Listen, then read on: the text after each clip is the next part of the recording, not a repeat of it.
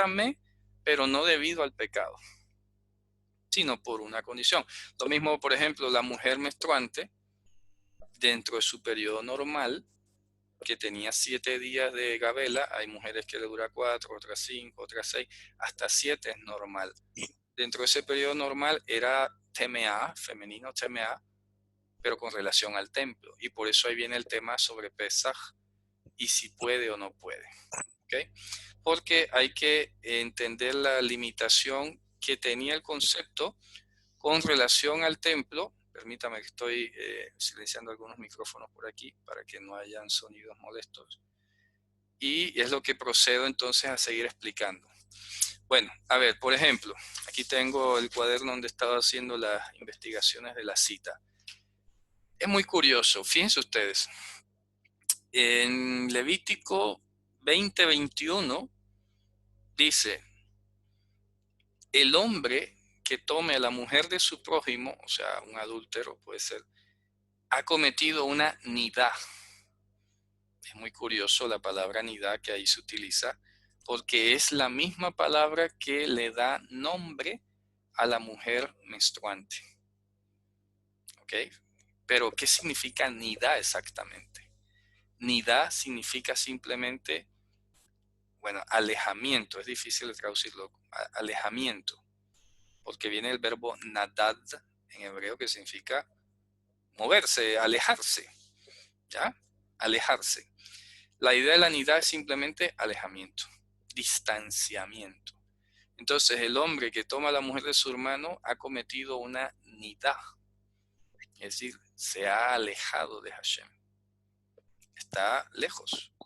Entonces, luego dice Números 19:9, dice, y será para la asamblea de Israel por vigilancia agua de nidá. Qué curioso. Cuando tú quemabas la vaca roja, ¿ya? Y la volvías ceniza y esa ceniza la revolvías en agua, esa agua se llama agua de nidá. O sea, en este caso es inverso, porque el agua de nidá significa agua que quita el alejamiento. Fíjate tú. Ah, es que cada cosa tiene su contexto. El que comete un pecado hace nidá, se aleja. Pero cuando Hashem ordenaba quemar la vaca y la ceniza se mezclaba con agua, era agua de nidá. Y lo dice Números 19:9. Mei nidá. Léanlo allí en su Biblia, por favor, cómo lo han traducido, para que entendamos cuál es el sentido de una palabra en su contexto y que veamos que no son ni contradicciones ni usos locos de la palabra. Simplemente hay que entender la raíz lingüística y cómo va cambiando de un extremo al otro. Números 19:9. ¿Qué dice? Ponen agua de purificación. ¿Ya? Y ahí no dice purificación. Dice mei nidá. Agua de alejamiento. Dice así. Pero si tú no entiendes qué es nidá o crees que nidá es impureza, estás mal. ¿Te das cuenta? Entonces, por ejemplo, miren lo que dice, vamos a buscar otro versículo, en Números 19:13. ¿Qué dice? 19:13.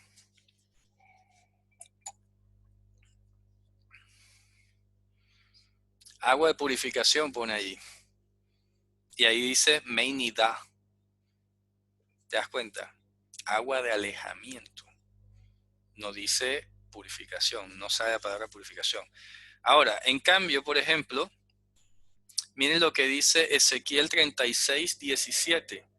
Ahí aparece nidá en sentido negativo. ¿Qué dice Ezequiel 36:17?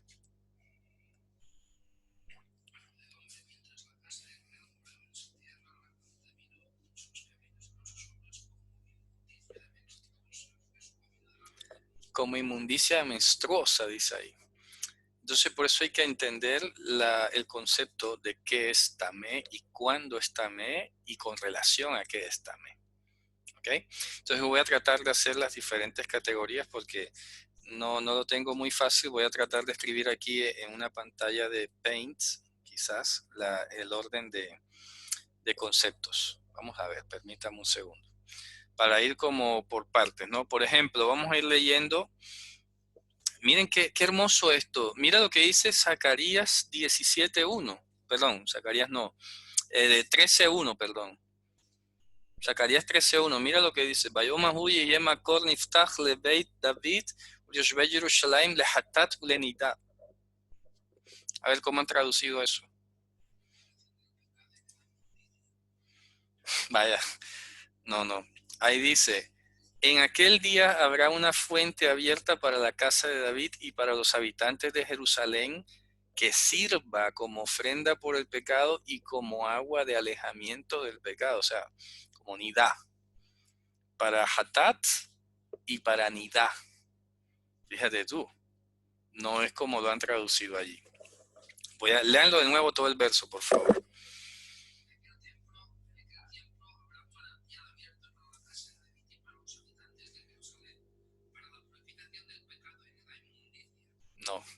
No está bien. Que sirva, dice, lehatat ulenida. Lehatat ulenida. Ya estudiamos que el concepto de nidab tiene dos valores. O uno negativo cuando es el pecado el que te aleja de Hashem, o es su sacrificio el que aleja el pecado. Ya se entiende el concepto, ¿no? ¿Ya? Lo que es la nidab. Ahora, vamos a leer, por ejemplo, vamos a ver, por ejemplo, aquí las citas importantes que tienen que ver con el tema. Levítico 15, versículo 19. Vamos a analizarlo profundamente. Levítico 15, versículo 19.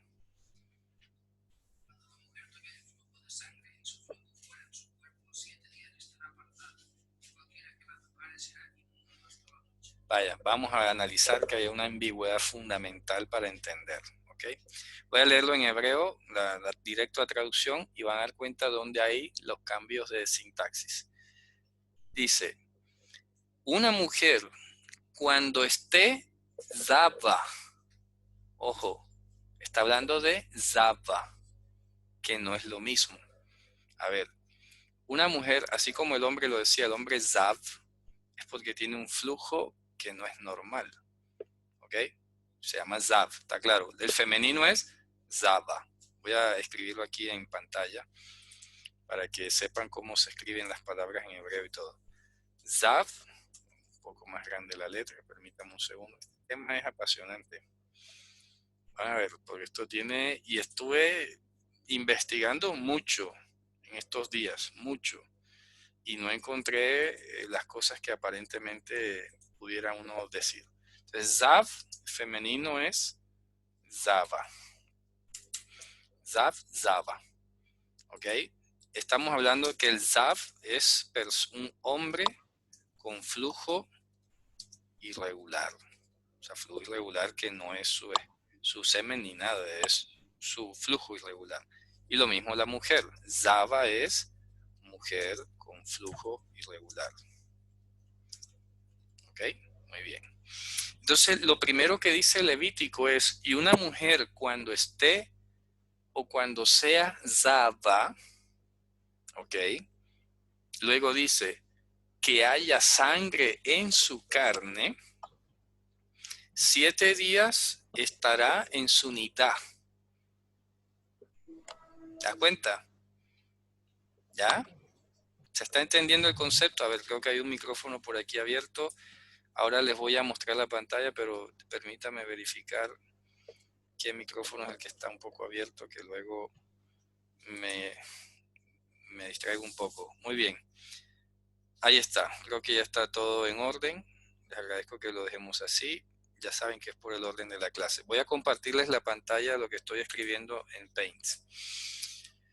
Entonces, vamos a aprender los conceptos. Levítico 15, 19 estamos. Lo primero que dice es, cuando una mujer sea zava, o sea, de flujo irregular, dam yevipsara, que haya sangre en su carne, coma, shivat yamim tihye benidata, 7 días estará en su alejamiento. ¿Cómo traduce allí? Bueno, apartada, muy bien. Le dice, Bejola noguea bajitma, y todo el que toque en ella estará inhabilitado. La pregunta es, ¿en ella quién? ¿En la mujer o en el flujo que tiene? ¿Ya? Dependiendo cómo lo tengas en la cabeza, lo vas a leer. Porque si tú tienes cosas contra la mujer, vas a pensar, no, ni toques a la mujer. Resulta que aquí está es una ambigüedad. Y la ambigüedad es todo el que toque en ella. En ella es el flujo. ¿Me explico? ¿Ya? En ella es el flujo.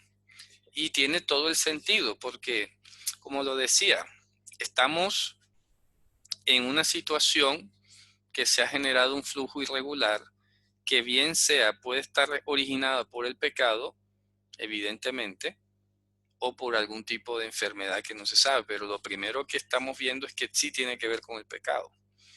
Entonces, es una forma de educarte, de hacerte una pedagogía con relación a lo inhabilitante que es el pecado. ¿Okay?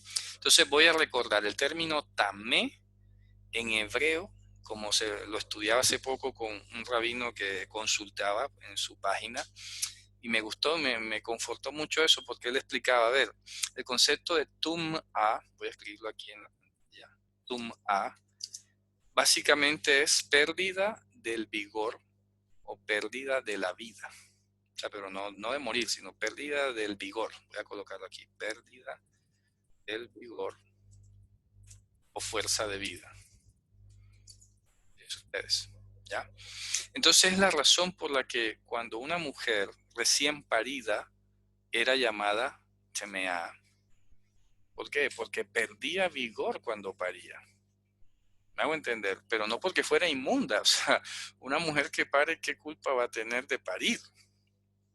Vamos, que eso es un acto muy natural, pero perdía vitalidad, es la palabra que quiero colocar aquí, vitalidad. ¿Okay? Pérdida de vigor o fuerza de vida o vitalidad. Eso es básicamente la tuma A. Ahora, esa pérdida de vitalidad o de vigor, como lo queramos ver, eh, tenía que ver mucho con, o bien sea un pecado que te estaba robando la vida, o bien una condición natural de la vida, como era parir, como era cualquier otra cosa. Entonces dice, y todo el que se acueste sobre él, ya, o sea, y todo sobre lo que se acueste ella más bien, y todo lo que sobre lo cual ella se acueste con su unidad, ojo, con su unidad, me gustaría saber cómo lo han traducido allí. Muy bien, está bueno, ¿no? Dice, entonces todo sobre lo cual ella se acueste con su unidad estará inhabilitado. O estamos hablando de un flujo irregular. Por eso quiero que leas de nuevo el verso 19, a ver. El verso 19, ¿cómo empieza?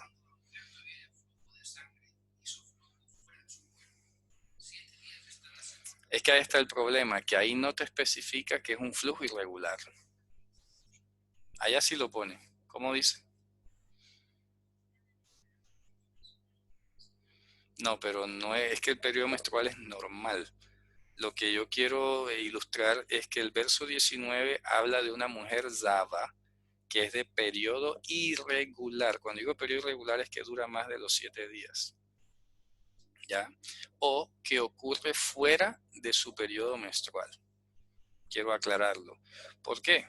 Porque el hecho de que, por ejemplo, sabemos que una mujer normalmente le viene su periodo cada 28 días, pero ¿qué tal que se te va el periodo y de repente a los 10 días te viene sangre otra vez? ¿Ya? O la otra irregularidad es que te viene el periodo que te debe durar 7 días y te dura 8, 9, 10, 11 días sangrando. Ya eso no es normal. A eso me refiero con irregular. Entonces, Levítico 15, 19 está hablando de la mujer Zava, de la mujer que tiene un flujo irregular. Pero repito, irregular, voy a cambiar la palabra anormal para que se entienda mejor. Un flujo anormal distinto al de su periodo menstrual, ¿ok? ¿Está más claro el concepto? Vamos a ver que creo que hay otro micrófono por aquí. Sí, ya lo he silenciado. Es que si hay ruido me desconcentro un poco, ¿no? Tengo que estar leyendo aquí y allá y el audio me distrae un poco. Entonces, a ver, porque veo como un poco de, no sé si está claro, permítame leer en el chat. Aquí vamos a ver, dice, vitalidad, sí. Se relaciona con Ruachtum A. Bueno, hablemos de eso en otra ocasión porque ahora estamos en otra cosa. Tiene que haber sangre, no puede ser otro tipo de infección. Sí, efectivamente, Javier, por eso estoy hablando de anormalidad, porque aunque aquí especifica que haya sangre en su cuerpo, puede ser que haya otro tipo de flujo. De hecho, la palabra dam en hebreo no significa exactamente no significa exclusivamente sangre. Dam significa fluido. ¿Ya? Flujo, fluido, más que todo fluido. Que evidentemente cuando hablamos de sacrificio, pues lo que sale es sangre, no vamos a hablar de otra cosa. Pero hay otras ocasiones en las que aparece la palabra dam y no significa sangre exactamente. Por ejemplo, tú dices de Meimasa, son las sangres del viaje, o sea, el dinero con que vas a viajar. No estás hablando de sangre literal, ¿no? Estás hablando del flujo de caja, por decirlo así. La palabra dam significa fluido. Entonces, lo que estamos analizando es que en Levítico 15, 19, lo que está diciendo en primer lugar es una mujer zaba, una mujer con un flujo que no es su periodo menstrual. ¿Está claro, no? ¿Está más claro? Sí, vale. Entonces, esa mujer estará 7 días en principio apartada en su nidá. Y el que toque esa nidá, o sea, el flujo que se produce, estará inhabilitado. Eso te está enseñando automáticamente que el pecado no lo puedes estar acariciando, ni contemplando, ni subestimando. ¿Ok? Esa es la primera enseñanza que te está dando allí. Segunda enseñanza, que te inhabilita con relación a qué, porque te hace perder vitalidad. Pero ¿cómo es que si yo toco un flujo me va a quitar vitalidad? Hombre, entiéndelo, porque no puedes entrar al santuario. Y eso es perder vitalidad, porque te alejas de Hashem. ¿Me hago entender?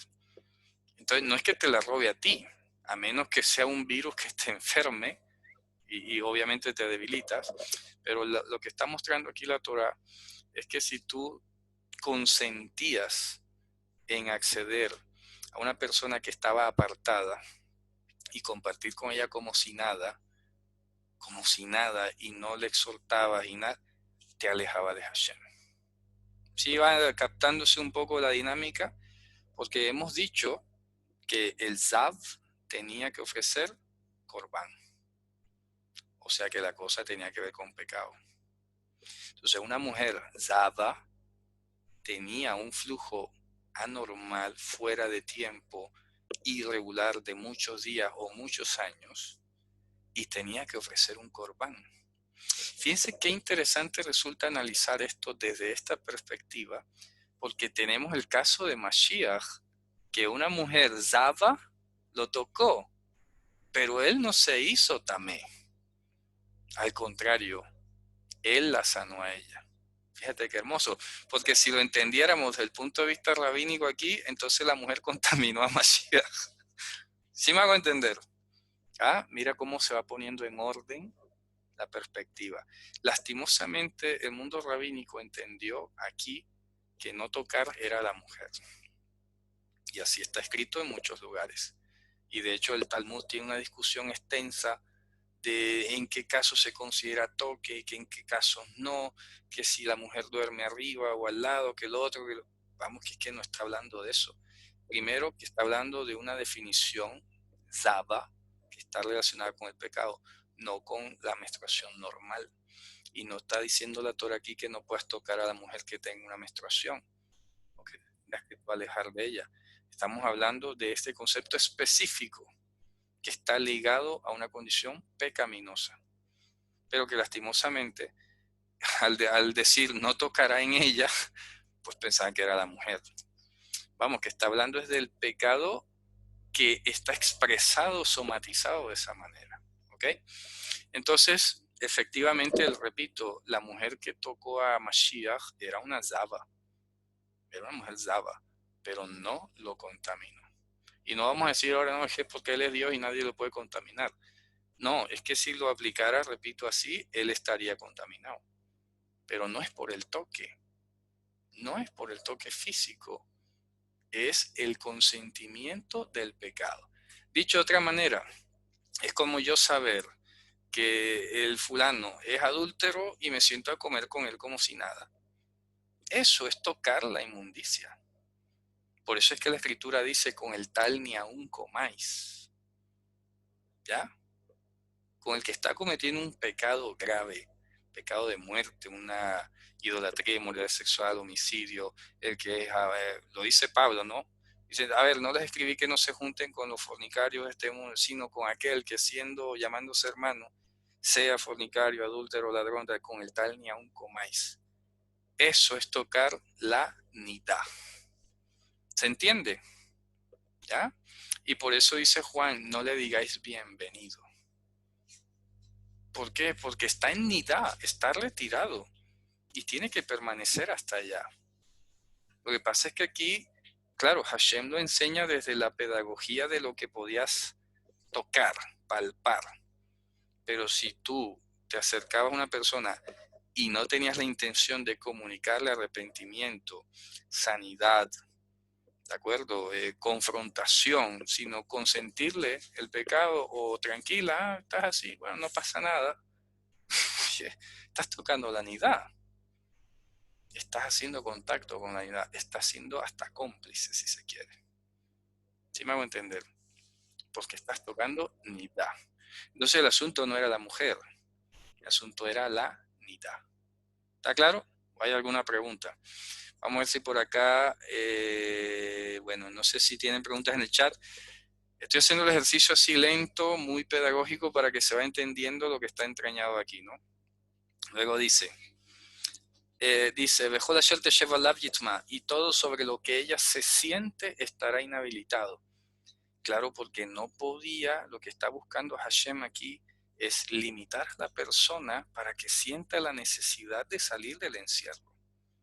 Pero no es que ahora, a ver, sí me hago entender, a ver, no es que la mujer menstruante no se puede sentar en una silla, o si ella se sentó ahí, tú no te puedes sentar ahí. No, no se está refiriendo a la menstruante, se está refiriendo a la zaba.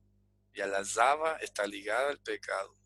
Y el pecado tiene que ser confrontado y no puede ser consentido ni tratado como si nada. ¿Sí se entiende, no? De eso se trata. Pero a veces la forma como se traduce o como se entiende tergiversa la intencionalidad que tenía la Torah con esta restricción, que la restricción no es para la mujer menstruante, es para las dama. ¿Ok? Luego dice, Bejol hanogea bemishkabah yechabes begadav. Dice, todo el que toque donde ella se acuesta, cuando dice el que toque en donde ella se acuesta, lavará sus ropas y se bañará con agua y estará tamé hasta la tarde. Tamé hasta la tarde con relación a que no podías entrar al santuario. Entonces tú decías, a ver, tú te vas a acostar con esa persona que está en pecado, ¿ya? Como si nada, y luego vas a ir al templo campante. Así no. Si quieres entrar al templo, tienes que lavarte, tienes que purificarte, y ya sabes que no lo puedes hacer con la misma libertad que quisieras. Tienes que esperar hasta la tarde. ¿Ya? Porque es para enseñarte que no puedes consentir ni convivir con el pecado. ¿Ya?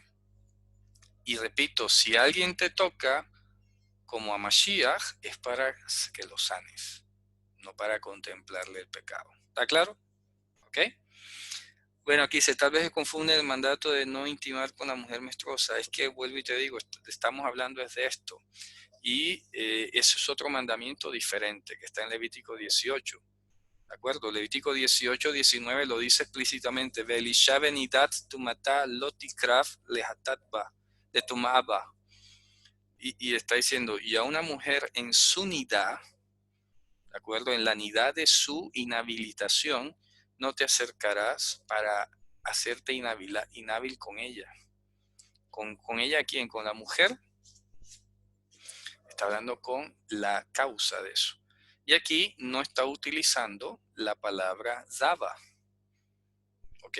Así que está claro que una cosa es que no se pueden tener relaciones íntimas cuando, cuando la mujer está en su periodo, y otra cosa es cuando hay una condición pecaminosa, porque aquí no hay pecado en cuanto al estado de la mujer normal en su menstruación. El pecado se configura cuando tú quieres acostarte con ella. Pero el caso de Levítico 18 es muy distinto del capítulo 15. Son dos casos diferentísimos. ¿De acuerdo? ¿Está claro hasta ahí? Entonces luego sigue diciendo, estoy en el capítulo 15, no sé ya por qué el verso va en castellano. Luego dice,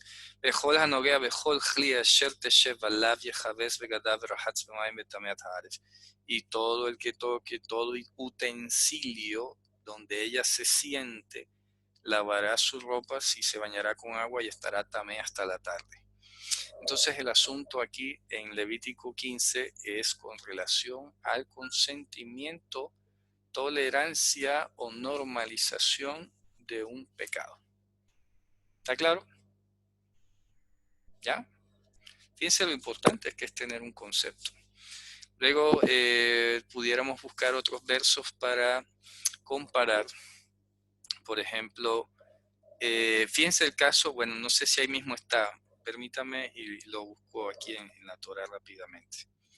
Porque quiero traerles el caso distinto, como se los mencionaba, de cuando la pareja tenía una relación, dice,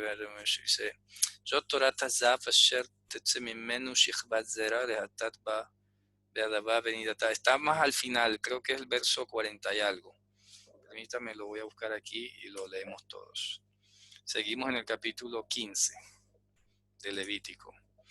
Al final, él termina explicando varios casos y varios niveles. Voy a compartirlo en pantalla y lo vamos a analizar. Bueno, primero habla del hombre Zav, ¿ya? Todo lo que es Zav, pero quiero que vayamos, lo voy a compartir en pantalla, perdón. Voy a compartir el capítulo 15 de Levítico en pantalla. Primero habla del hombre Zav.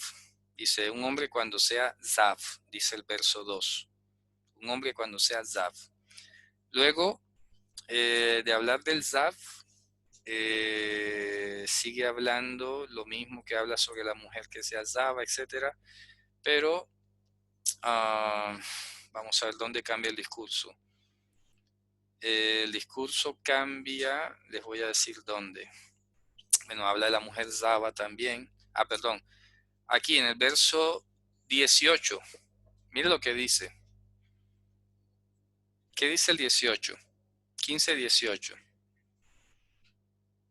¿Míralo?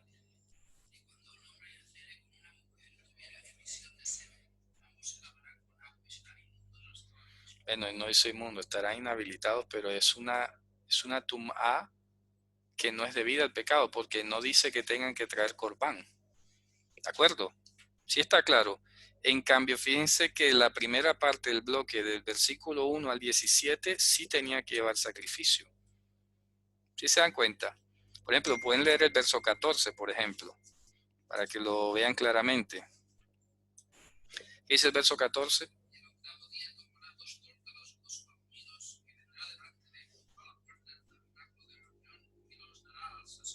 Muy bien. Entonces, una cosa es cuando el hombre es Zav y tiene que traer corbán, y otra cosa es cuando el hombre tiene una emisión normal de semen, ¿de acuerdo? Por estar con su esposa y no tiene que llevar corbán. ¿Está claro? Entonces lo mismo pasa con la mujer. La mujer que es Zava es distinta de la que tiene su periodo menstrual. La una ofrece sacrificio por el pecado y la otra no. ¿Ya? La inhabilidad que tienen era con relación al templo, no porque el hombre quede inmundo cuando tiene relaciones íntimas con su esposa. ¿Ya? No, cuidado que no me toque, que me acabo de acostar con mi esposa. Qué extraño sonaría eso en la práctica, ¿no? No tendrías que salir de casa todo el día porque luego tocas y contaminas a otro. Hombre, es que perdías vitalidad, te hacías tamé, perdías vitalidad para entrar al templo. Eso es todo. Pero no era un pecado, ¿ya? No era un pecado. No tenías que ofrecer corbán. Ahora, a continuación del verso 18, 19 habla todo lo que ya hablamos de la mujer y vuelve a retomar el tema al final para como hacer un cierre total en el versículo, vamos a ver, en el 32. Esta es la Torá del Zav, del que sale del semilla, ¿de acuerdo? Y de la mujer que está enferma con su unidad, y del Zav con sus Zov, del hombre y la mujer, pues, y del hombre que se acueste con ella, ¿de acuerdo? Entonces te está especificando las diferentes categorías que hay entre unos y otros, ¿de acuerdo? Y repito, era con relación al santuario. Por ejemplo, aquí lo podemos leer cuando dice, por ejemplo, miren lo que dice aquí. El versículo 31 te lo está diciendo, dice, Vehizaltemet bene Israel, dice, y ustedes advertirán a los hijos de Israel, mitumatam, de los diferentes niveles de inhabilidad, ¿de acuerdo? O sea, pérdidas de vitalidad, que son diferentes grados. Una es la pérdida de vitalidad que tienes cuando tienes intimidad y otra es la pérdida de vitalidad cuando tienes un pecado. Son dos niveles distintos de pérdida de vitalidad. Son dos niveles distintos de algo que te puede socavar la vida o por el estilo, ¿no? Entonces luego dice, para que no mueran debido a las tum'ot, o sea, a los grados de tum'a o de inhabilidad que había, llegando ellos a ser tamé, mi tabernáculo que está entre ellos. O sea que el concepto de la tum'a estaba relacionado con el tabernáculo. Miren qué es importante esto, que inclusive en Éxodo 19, cuando Hashem fue a dar la ley, ¿qué fue lo que dijo? Dijo que un hombre no tocara a mujer durante 3 días, ¿ya? Pero no porque sea impuro tocar a la esposa, es la pérdida de vitalidad. Tienes que estar en toda tu vigor para poder soportar la presencia del Señor. Entonces imagínate tú, ibas a entrar al templo y Dios te dice, mira, acabas de estar con tu esposa, no vengas acá mejor, ¿ya? Porque estoy aquí con mi presencia y vaya, que te puede dar algo, ¿ya? Pero no es porque seas impuro por tener relaciones con tu esposa o porque ahora no puedes tocar a nadie porque eres impuro. O sea, es que cambia, ¿no? Cambia totalmente el concepto. A ver, o sea, eso es impresionante. Entonces, con estas conclusiones, además de toda la investigación que hice, aún en el mundo rabínico, no hay razones para que se piense que una mujer que tiene su periodo no pueda comer pesaj, ¿ya? No hay una sola base bíblica que pueda de pronto sostener esto, ¿ya? Digamos que no existe explícitamente en la Torah un mandamiento que diga y la mujer con nidad no puede comer pesaj. La mujer con su periodo menstrual normal no puede. No lo dice en ninguna parte. Y todo lo que escuchen o haya por ahí del mundo rabínico es porque se le enfilaron a la mujer, ¿ya? Torciendo el concepto, ¿de acuerdo? Cuando digo infilar me refiero a que no sé, es que es difícil. Um, Pusieron toda la atención fue sobre la mujer y no sobre el problema, ¿ya? Y porque tampoco estaba muy claro el concepto de la tum'a, o sea, de la inhabilidad o la pérdida de vitalidad.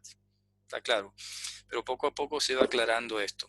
Entonces, por ejemplo, mira que dice aquí, vamos a leer, por ejemplo, uh, vamos a sacar, por ejemplo, aquí en Segundo de Crónicas, capítulo 29, verso 5. Segundo de Crónicas 29:5. ¿Ya? Entonces, claro, mira cómo cambia radicalmente el concepto cuando se entiende más adecuadamente la palabra y comienzas a ver, hombre, que no es que la mujer ahora se vuelva una contaminante ambulante o algo por el estilo, ¿no? que dice 2 Crónicas 29:5.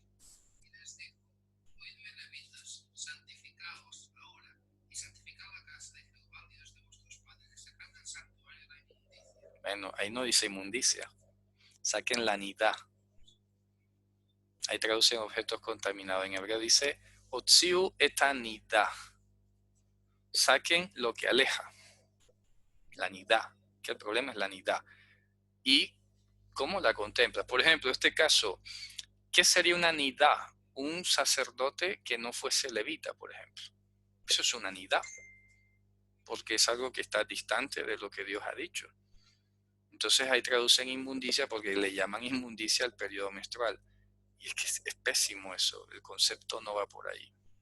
¿Te das cuenta?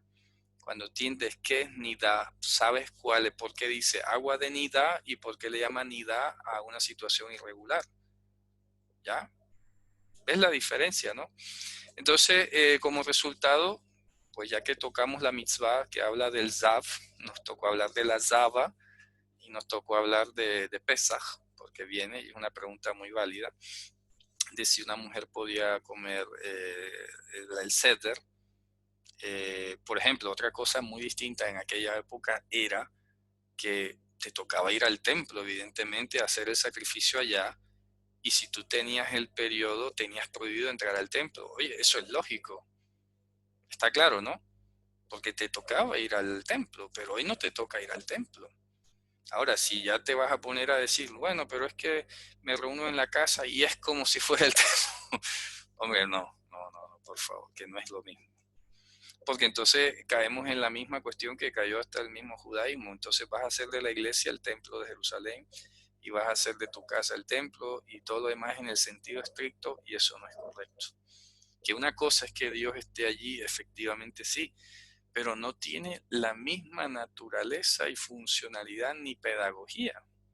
Porque si fuera por eso, Dios no hubiera puesto Ruach HaKodesh dentro de nosotros. Porque estaríamos inmundos por cualquier cosa y ni nos enteramos. Pero ¿qué nos dice? Que somos templo de Ruach HaKodesh. O sea, es Él el que entró en nosotros. Antes nosotros entrábamos a Él. ¿Te das cuenta? Tú entrabas al templo y te ponía límites. Pero ahora Él es el que entró en nosotros y no se puso límites, porque Él no viene a contaminarse con nuestras contaminaciones, viene a limpiarnos de nuestras contaminaciones. ¿Ya? Y por esa mismísima razón es que inclusive puedes comer Pesaj y desde adentro Dios te va sanando y te va limpiando. No te va a apartar porque tengas un periodo o algo así por el estilo. Y ya queda de por sí implícito qué pasaría con una persona que tiene un flujo irregular. ¿Ya?